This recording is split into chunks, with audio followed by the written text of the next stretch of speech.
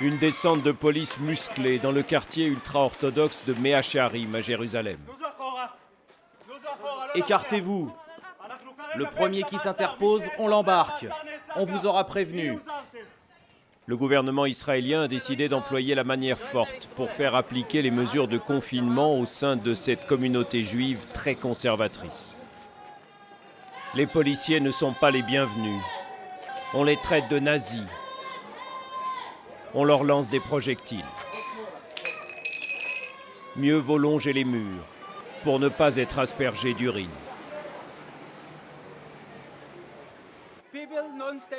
Si les gens ne restent pas chez eux, c'est à cause de la police. Pour nous, c'est une provocation.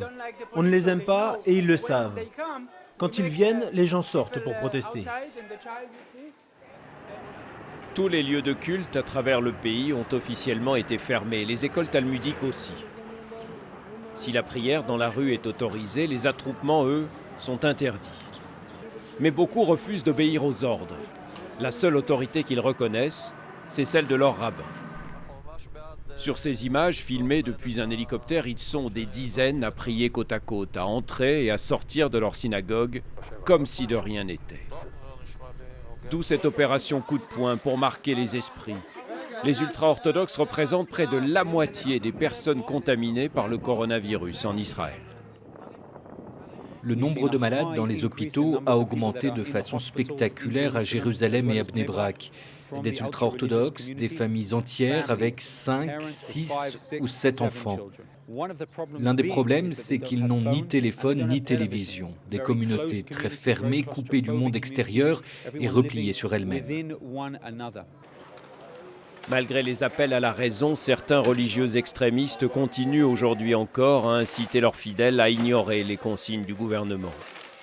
Seule la foi, disent-ils, pourra sauver le monde. La plupart des rabbins influents, en revanche, ont fini par se laisser convaincre. Vous devez impérativement rester à 2 mètres l'un de l'autre. Pensez bien à vous laver les mains. Ne sortez de chez vous que si c'est absolument indispensable. À bord de l'ambulance d'une organisation humanitaire orthodoxe, Haïm Bloch sillonne les rues de Mea Shearim pour diffuser la bonne parole. Mais tous ne sont pas prêts à l'entendre. Une pierre, jetée depuis un balcon. Alors là, je me sauve. Il y a un gros coup sur le toit, mais on devrait pouvoir arranger ça. Rien de grave? Non.